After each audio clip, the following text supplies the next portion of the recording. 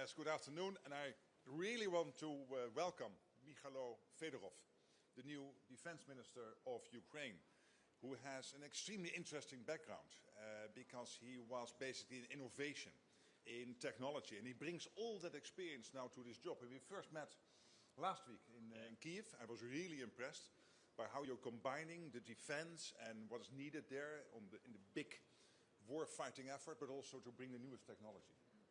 And I told Mykhailo that NATO will be with Ukraine when it comes to training, when it comes to arms supply, when it comes to making sure that we capture all the lessons. And of course, NATO allies are working diligently and every day to make sure that the security guarantees are as strong as possible post a hopefully soon ceasefire, long-term, or even better, a peace deal.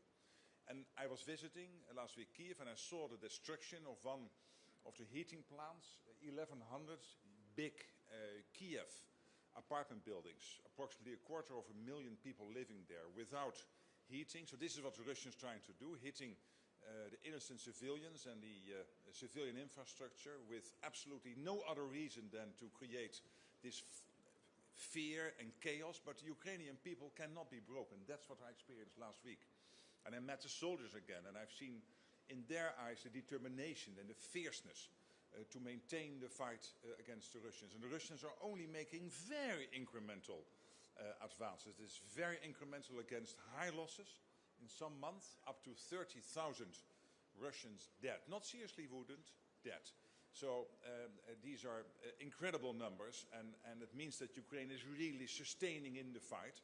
And then I visited Chernihiv, a couple of hours drive from Kiev. It was occupied by the Russians for about 6 weeks in February, March 2022. And I spoke with the people living there who have experienced that and really had to undergo this Russian occupation, which was really terrible. And all the details I will not share with you now, but it was really heartbreaking. And again, also there, I saw in their eyes, they will not give up. He will not give up. Ukraine will not give up. So good to have you here today. You are amongst friends. Thank you, Mark. Thank you for your support, personal support, and thank to all the partners who are helping us in this war. And we see that Russia can't defeat us on the ground. We see that Russia is fighting with our civil people.